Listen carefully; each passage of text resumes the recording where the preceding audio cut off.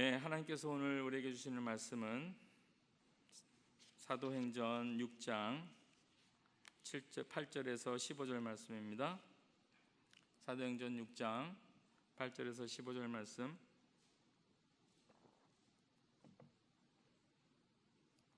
제가 봉독해 드리겠습니다. 스데반이 은혜와 권능이 충만하여 큰 기사와 표적을 민간에 행하니 리버디노 구레인 알렉산드리아인 길리기아와 아시아에서 온 사람들의 회당이라는 각 회당에서 어떤 자들이 일어나 스데반으로 더불어 변론할세, 스데반이 지혜와 성경으로 만함을 저희가 능히 당치 못하여 사람들을 가르쳐 말시키되, 이 사람이 모세와 및 하나님을 모독하는 말을 하는 것을 우리가 들었노라 하게 하고, 백성과 장로와 서기관들을 충동시켜 와서 잡아가지고 공회에 이르러 거짓 증인들을 세우니 가로되, 이 사람이 거룩한 곳과 율법을 거스려 말하기를 마지 아니하는도다. 그의 말이 나사렛 예수가 이것을 헐고 또 모세가 우리에게 전하여 준 규례를 고치겠다 함을 우리가 들었노다 하거늘, 공회 중에 앉은 사람들이 다 스데반을 주목하여 보니 그 얼굴이 천사의 얼굴과 같더라. 아멘. 오늘은 하나님을 향한 신실한 믿음으로 성령이 충만한 삶을 삽시다라는 제목으로 함께 은혜를 나누고자 합니다. 오늘 우리는 초대교회 최초의 순교자인 스데반 집사님을 만나게 됩니다. 기독교에서 최초로 순교를 당했다는 것은 오늘날 올림픽에서 금메달을 따는 그 영광과 비교할 수 있는 그런 기쁨이에요. 스데반은 기독교인으로서는 최초로 순교의 영광을 맞아본 사람이었어요. 그는 물론 사도가 아니었습니다. 그렇지만 그는 집사님이었어요. 집사님이었지만 그는 사도들과 버금가는 동일한 그런 사역을 감당했던 분이에요. 오늘날 교회를 보면 이런 생각이 들어요. 운동 경기장과 연극 무대하고 비슷한 것 같아요. 열심히 있는 몇 사람들은 열심히 뛰는데 대다수의 사람들은 관중석에 앉아서 그냥 바라만 보고 있는 것은 아닌가. 이런 모습 가지고는 올바른 성도의 삶을 살 수가 없는 것입니다. 경기에 참여하여서 열심히 뛰는 성도들보다 관중석에 앉아서 그 경기를 관람하고 있는 성도가 많아진다면, 아무리 많은 수의 그리스도인이 있다 해도 그 지역은 어두워질 수밖에 없어요. 영적으로, 사회적으로, 도덕적으로 희망이 없게 될 수밖에 없는 것입니다.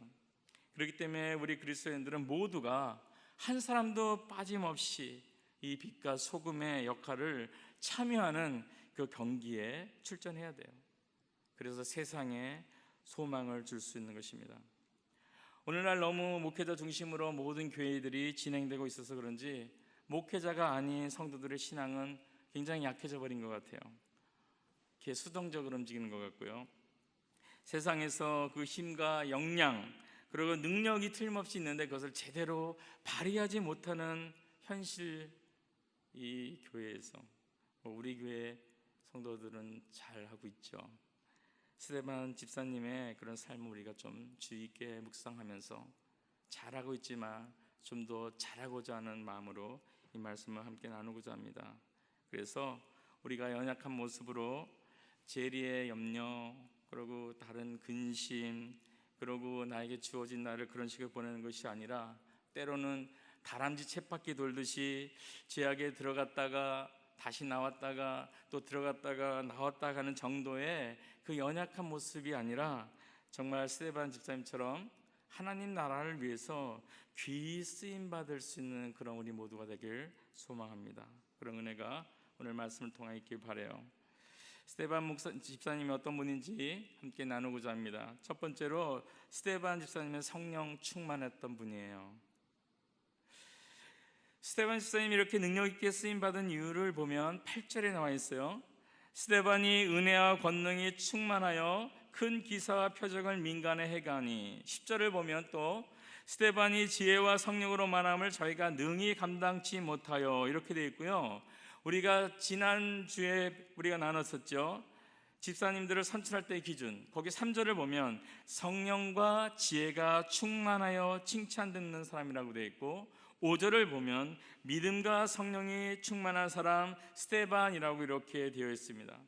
이렇게 이 네 구절을 본다면 스데반 집사님은 성령, 지혜, 믿음, 은혜, 권능이 충만했던 분이라는 것이에요. 이렇게 충만했기 때문에 쓰임을 받았던 것이죠. 이 5가지를 한마디로 말하면요, 성령 충만했다는 얘기입니다. 성령이 충만하게 되면 지혜가 충만해지고, 믿음이 충만해지고, 은혜가 가득하게 되고, 권능이 충만하게 된다는 것이에요. 여기서 충만한 의미가 뭔 것 같습니까? 가득 차서 넘친다는 한자적인 그 해석을 우리가 알고 있죠. 하지만 이것을 넘어서 이 성령 충만하다는 의미는 뭐냐면 성령의 다스림을 받는 자라는 의미예요.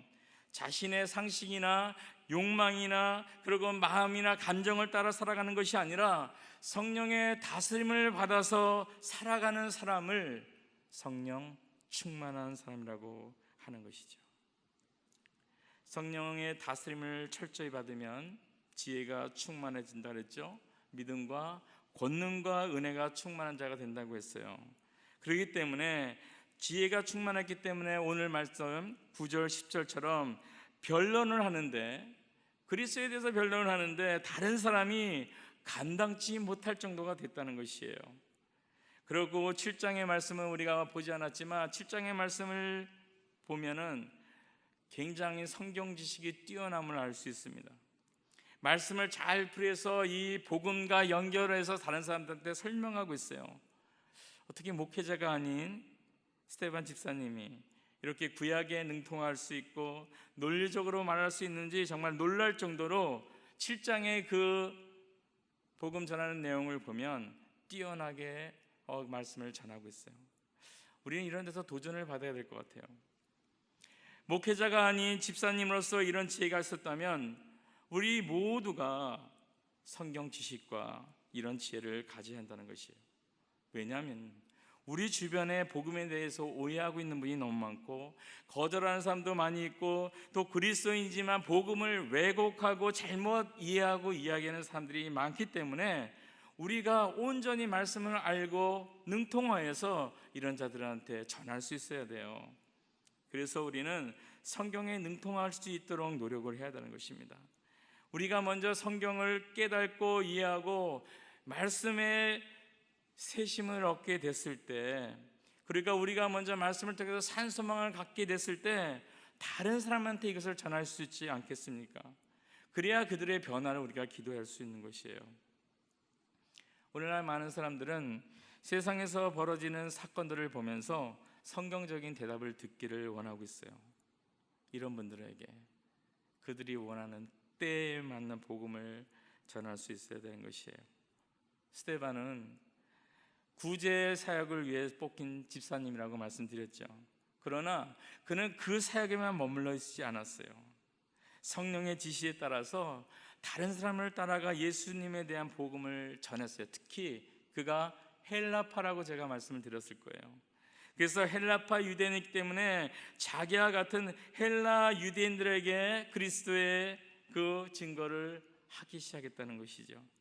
길리기아라는 곳에서 온 헬라파 유대인들이 모여있는 회당에도 이 복음을 증거했다고 오늘 말씀에 되어 있는데, 이때 틀림없이 사울과 논쟁을 했을 거예요. 사도 바울 얘기하는 것입니다. 사도 바울이 나중에 보면은 회당을 돌아다니면서 헬라파 유대인들에게 복음을 증거하는 모습이 성경에 나와 있습니다. 아마 이런 스데반의 모습을 본을 따라 행한 것이라고 우리는 알 수 있어요. 그래서 우리도 동일하게 오늘 나와 비슷한 처지에 있는 사람이 내 주위에 있다는 것을 기억해야 돼요. 스데반 집사님이 헬라파 유대인을 찾은 것 것처럼 나와 비슷한 어려움을 겪고 있는 자는 우리를 찾아갈 수 있어야 됩니다. 내가 고민하고 갈등하고 있는 것들, 그들도 동일하게 고민하고 갈등할 것이에요. 이들에게 먼저 믿고 은혜 받은 내가 예수 그리스도를 통하여 해결받고 그 은혜를 나눠줘야 한다는 것이죠.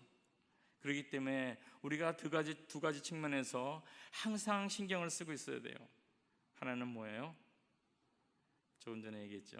성경에 능통하는 것.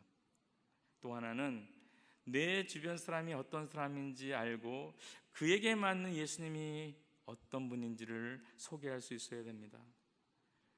사람마다 다르죠. 어떤 분은 생수가 필요한 사람이 있습니다. 그러면 생수로서 예수님을 소개하고요, 어떤 사람에게는 반서로서 예수님을, 어떤 자에게는 목자로서, 어떤 사람에게는 부여와 복으로서, 어떤 분에게는 위로와 치유자인 예수님을 전할 수 있는 그런 우리의 지혜가 있어야 된다는 것입니다. 이것을 신경 써야 돼요. 이사야서 50장 4절을 보면 이렇게 됐습니다. 주 여호와께서 학자의 혀를 내게 주사 나로 곰핍한 자를 말로 어떻게 도와줄 줄을 알게 하시고 아침마다 깨우치시되 나의 길을 깨우치사 학자같이 알아듣게 하시도다. 굉장히 귀한 말씀이죠.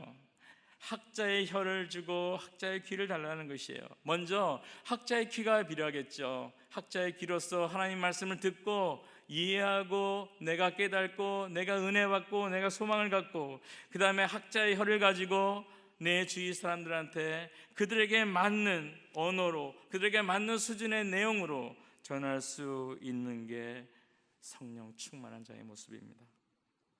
말씀에 능통하기를 사모하고요, 깨달은 말씀을 이웃에게 예수 그리스도의 그 복음을 전하는 아름다운 성도의 삶을 살아갈 수 있는 우리 모두가 되길 바랍니다.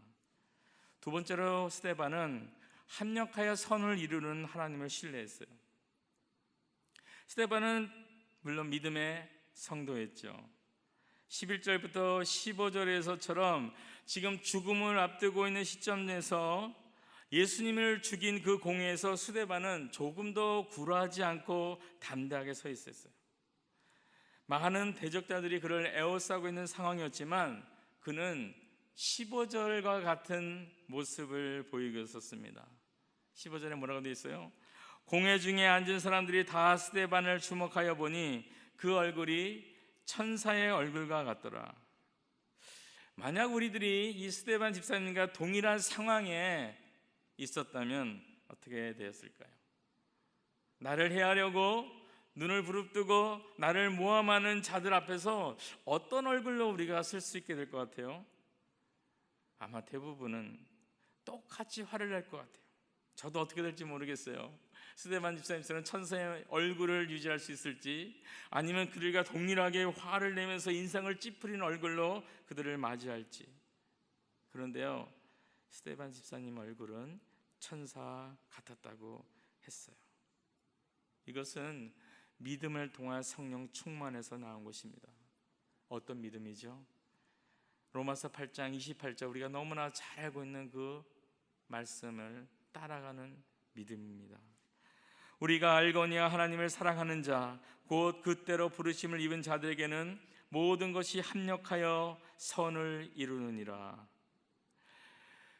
모든 것이라는 것이죠. 고난이든 핍박이든 어려움이든 패배든 낙심되는 그 상황이든 이 모든 것들이 합력하여서 결국은 선을 이룬다는 것, 즉 복이 된다는 것을 믿은 것이에요. 물론 여기서 선은 스데반 집사님 자신만을 위한 건 아니었죠. 하나님이 보실 때의 선을 얘기하는 것입니다. 스데반 집사님은 죽게 되더라도 그것을 통해서 하나님의 선이 이루어지고 복음 전파가 된다면 기꺼이 죽을 마음의 믿음이 있었어요. 하나님의 선을 위한 온전히 자기를 다 내려놓을 수 있는 그 마음과 함께 믿음이 있었던 것입니다. 무슨 말이에요? 고난은 축복받을 준비를 하는 것이라는 얘기를 하는 것입니다. 고난이 온다 할지라도 그 고난으로 끝나는 게 아니고요, 결국 그 고난이 축복으로 이어지는 것이에요. 스데반에게도 축복은 뭡니까? 순교함으로써 영광된 주님의 자녀로서 하나님 앞에 서는 게 그에게 있어서는 축복이었을 겁니다. 또 다른 축복이 있을 수도 있고 많은 경우에 다를 수도 있습니다. 하지만 우리가 그것을 믿고 있어야 돼요. 내가 지금 당하는 현실에서 고난이, 이것은 주님이 또 다른 축복을 준비하는 기간이라는 것을 믿을 수 있어야 됩니다. 예를 들면 이런 것이죠. 육군 사관 훈련병이 있어요. 일반 병사보다 훈련을 더 심하게 받습니까? 아니면 약하게 받겠습니까?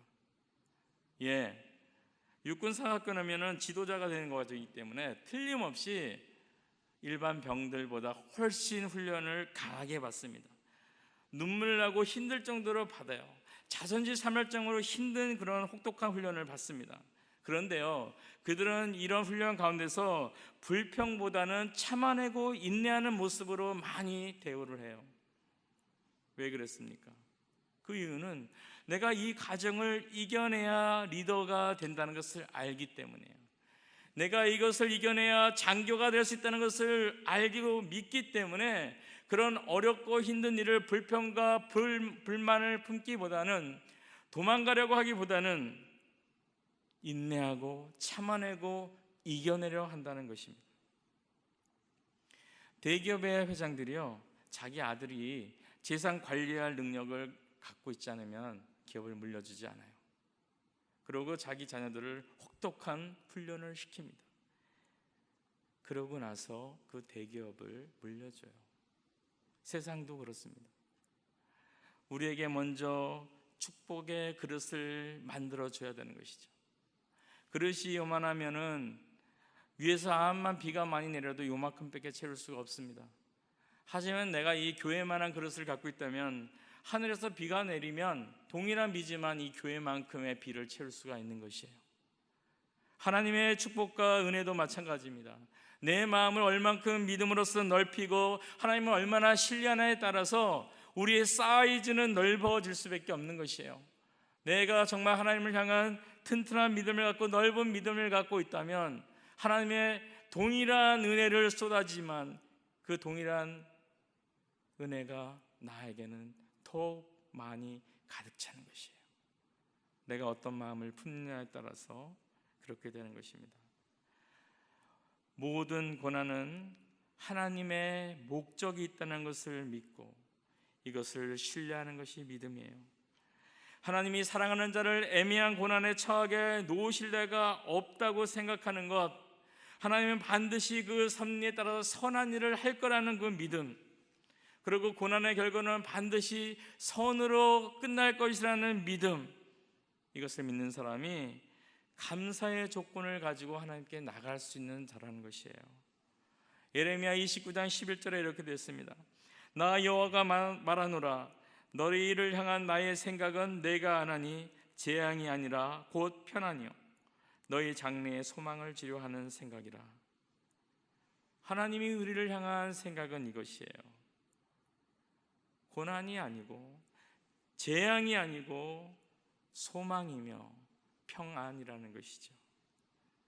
우리를 향한 하나님의 생각을 내가 믿고 확신한다면 우리가 어떤 힘들과 어려운 처지에 당한다 할지라도 절망이 올 수가 없는 거죠. 나의 믿음 때문에. 고난 이야기하면은 욥을 빼놓을 수가 없죠. 욥기 1장 1절에서 3절입니다. 우스 땅에 욥이라 이름하는 사람이 있었는데 그 사람은 순전하고 정직하여 하나님을 경외하며 악에서 떠난 자더라. 그 소생은 남자가 7이요 여자가 3이며 그 소유물은 양이 7천이요 약대가 3천이요 소가 500결이요 암나이가 500이며 종도 많이 있었으니 이 사람은 동방 사람 중에서 가장 큰 자라. 지금의 재벌들과 비교한다면 그렇게 부자인 것 같지 않지만 그 당시에는 이 정도면 굉장한 부자였습니다. 그래서 동방의 큰 자라 할 정도로 큰 부자였어요. 그런데 이런 그가 하루아침에 알거지가 돼요. 모든 재산이 다 날아가 버립니다. 죽어버리잖아요. 그리고 7남 3녀였는데 그 자녀들이 한 명도 남지 않고 다 죽었어요. 그 당시에 자녀들은 사실은 축복의 상징이었습니다. 그런데 10명이나 되는 자녀들이 다 죽은 것이에요. 이렇게 절망할 만한 상황이 욥에게 왔을 때 그가 어떤 고백을 했는지 욥기 읽으신 분들은 다 알겠죠. 가로되 내가 모태에서 적신이 나왔은즉 또한 적신이 그리로 돌아갈지어다. 주신 자도 여호와시요 취하신 자도 여호와시니 여호와의 이름이 찬송을 받을지어다 하고 모든 일에 욥이 범죄하지 아니하고 하나님을 향하여 어리석게 원망하지 아니하니라. 내가 못해서 알몸으로 나왔으니 알몸으로 돌아가는 것이 마땅하다는 것이에요. 하나님께서 알몸에 갖고 있는 모든 것들을 다 주셨기 때문에 하나님께서 다시 가져갈 수도 있다는 그런 믿음입니다. 그러고 하나님을 원망하지 않았어요. 왜냐하면 그가 갖고 있는 모든 것들, 부자가 될 수 있었던 것은 하나님이 이 모든 것을 허락했기 때문이라는 것을 믿었기 때문입니다. 하나님의 생각은 재앙이 아니라 평안이라는 것을 믿었던 것이에요. 그 뒤에 어떤 계획을 하나님께서 하고 있는지 정확히 몰라요, 욥은. 하지만 분명한 건 뭐예요? 욥이 체험한 하나님은 자기를 사랑하시는 하나님, 그리고 복을 주시는 하나님, 재앙이 아니라 장래 소망을 주시는 하나님이라는 것을 믿었기 때문에 하나님께서 어떻게 하실 거다라는 믿음을 갖고 있었습니다. 그 후 욥은 더 심한 일을 당하죠.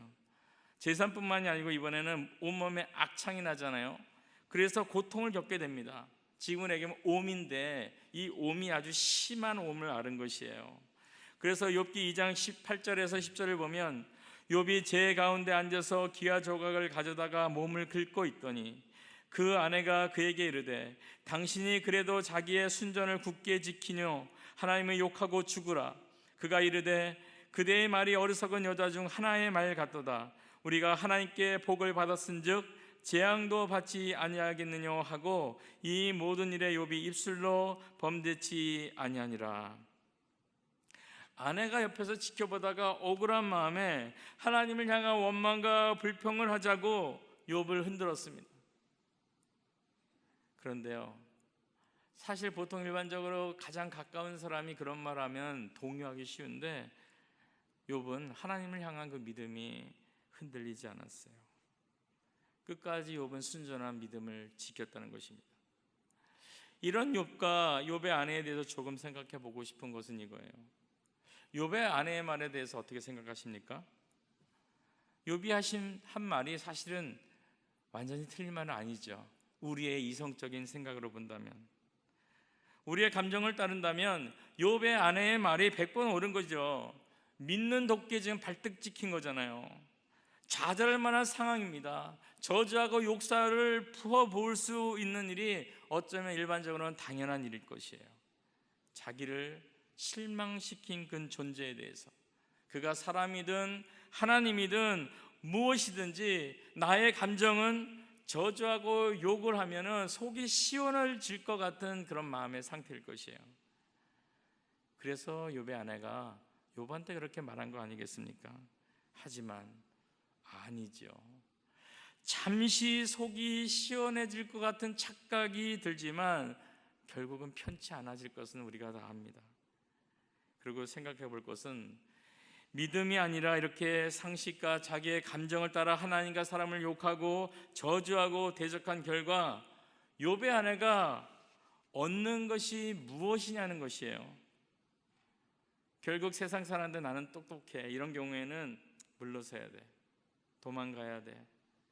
이런 것은 저주하면서 내가 욕을 뱉고 그리고 내 감정에 따라 처리하고 그냥 빠지면 돼 라는 마음을 가질 수 있지만, 결론적으로 그가 욥의 곁을 떠남으로 얻은 것은 무엇이었습니까? 하나님과의 관계의 단절, 남편인 욥과의 관계의 단절, 고난에 관한 삶에 대한 기억만 남는 걸로 끝났어요. 얻는 것이 없었어요. 그런데 욥을 떠난 다음에 욥이 회복됐다는 소식을 이 아내가 들었을 때 어떤 마음이 들었을까요? 어떻게 이런 일이, 완전히 망한 사람이 어떻게 저렇게 다시 일어설 수 있을지, 이럴 수가. 돌아가고 싶은 마음이 간절했지만 이미 늦은 것이죠. 욥의 아내는 하나님과 욥과의 단절, 그리고 그 고난 위에 하나의 고난을 더 얻게 된 것이에요. 뭐죠? 후회. 내가 왜 그랬을까? 하나님을 신뢰하지 못하고 버린 것에 대한 후회, 인내하지 못한 것에 대한 후회, 그리고 하나님이 전보다 2배의 부자로 만들어진 동방 최고의 남편 욥을 저주하고 떠난 자신에 대한 후회로 아마 가득해 있었을 것입니다. 우리가 기억해야 될 것은 이것이에요. 하나님을 끝까지 신뢰하고 믿었던 욥은 고난을 견딤으로 그의 믿음은 첫 번째로 정금같이 단련됐다고 고백하고 있어요. 자기가 이제는 하나님과 바로 맞대서 가슴가슴으로 만날 정도로 가까운 관계가 되었다고 고백하고 있습니다. 깊은 교제의 단계죠. 그러고 그와 더불어서 세상에서도 부러워하는 2배의 물질의 복을 받았어요. 반면 하나님을 불신하고 욥을 불신하고 원망하여서 떠난 욥의 아내는 하나님의 축복을 발로 차내는 그런 결과를 가져왔다는 것입니다. 축복을 준비하기 위한 동일한 고난이 욥과 욥의 아내에게 왔어요. 동일한 상황입니다. 어쩌면 욥이 더 힘든 상황일 수도 있어요. 자기는 몸까지 그렇게 당했기 때문에요. 동일하게 축복받을 기회가 있었지만 한 사람은 축복을 받고 한 사람은 부어지는 그 축복을 스스로 발로 걷어차는 그런 일을 선택했다는 것이에요. 어떤 자가 되기를 원하십니까? 고난과 어려움을 하나님의 축복의 준비 작업으로 믿고 하나님의 주권을 인정하고, 하지만 내가 지금은 힘들지만 하나님께서 결국 합력하여서 선을 이룰 거라 같은 욥과 같은 믿음을 갖기 원하십니까? 아니면 나에게 조그마한 힘들고 어려운 일이 닥친다면 하나님을 신뢰할 수 없어 불평하고 원망하는 그런 삶을 사기를 원하십니까? 바라기는 우리 모두가 욥처럼 하나님을 끝까지 신뢰하고 고난 후에 반드시 존귀한 것을 준비하고 계신 그 하나님에 대한 믿음을 가지고 인내하며 살아가는 모두가 되길 바라요. 이처럼 하나님을 신뢰하고 기도하면서 고난을 이겨낼 때 고난 가운데 준비하신 축복을 우리가 누릴 수 있는 것입니다. 이런 믿음이 있었기 때문에 스데반은 이런 믿음 안에서 그 상황에서 천사와 같은 모습을 유지한 것이에요. 만약 스데반 집사님이 욥의 아내와 같은 모습을 보였다면 어떻게 됐을까요? 내가 은혜 받고 복음을 전하러 열심히 다니는데 사람들이 자기를 죽이려고 모함하고 이렇게 자기를 불러놓고 협박을 하고 있는 상황을 만났어요. 그리고 좀 지나면 자기를 죽일 그런 기미가 보입니다. 이때 하나님 앞에 욥의 아내처럼 따지고 들었다면, 하늘을 놀아보면서 어떻게 나한테 이럴 수가 있는지, 내가 주님 위해서 얼마나 헌신하고 복음을 전하기 위해서 열심히 다녔는데 어떻게 나한테 이런 어려움과 죽음의 공포를 주십니까? 라고 원망했다면, 그리고 하나님을 저주했다면 그는 아무에게도 감동을 주지 못했을 거예요. 주목받지도 못했고 복음 전파의 길이 오히려 이 스데반 집사를 말미암아서 막히는 일이 벌어졌을 것입니다. 그런데 참으로 감사하게 스데반 집사님은 천사와 같은 얼굴을 보여주셨어요. 하나님을 확실히 신뢰하는 그 믿음에서 나온 모습입니다.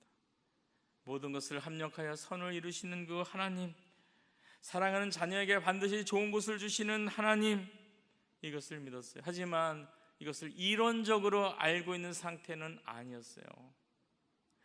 우리들이 이론적으로 알고 있는 것처럼 스데반 집사님은 이론적으로 알았을 뿐만 아니라 그 말씀을 가지고 기도를 통해서 자기를 처복종시키고 성령 충만한 가운데 있었기 때문에, 그 말씀이 살아 움직이기 때문에 그 상황에서 천사의 얼굴과 같은 모습으로 반응을 보일 수 있었던 것입니다. 말씀과 기도로 성령 충만이 가능하고요, 성령 충만하게 됐을 때, 성령에게 순종하는 마음 자세가 됐을 때 모든 상황에서 상황에 지배받지 아니하고 하나님 말씀에 지배받는, 그래서 어떤 상황에도 천사 같은 얼굴을 유지할 수 있는 이런 모습을 보여줄 수 있는 것입니다. 깨어 날마다 말씀을 묵상하기 바라요. 깨어 날마다 기도에 힘쓸 모두가 되길 바랍니다. 7장 55절을 보면 성령 충만한 가운데 영적인 눈이 띄어서 스데반 집사님은 하늘 보좌에 있는 예수님까지 봅니다. 그리고 그의 마지막 고백이 뭐예요? 사람들이 자기를 돌로 쳐 죽이는 그 순간에 무릎을 꿇습니다. 온 힘을 다해서 무릎을 꿇어요. 마지막 모습 하나님께 경배하고 싶었던 것이에요. 그리고 주여 이 죄를 저들에게 돌리지 마옵소서. 주님과 동일한 기도를 하면서 마칩니다. 성경은 그가 잔다라고 표현을 하고 있어요. 천사 같은 모습으로 잔다. 말씀을 정리합니다. 우리 모두 스데반처럼 성령 충만한 성도들이 되길 바라요. 그리고 어떤 상황에서도 모든 것을 합력하여 선을 이루시는 하나님을 끝까지 신뢰해서 그분이 주시는 온전한 평강을 누리기 바랍니다.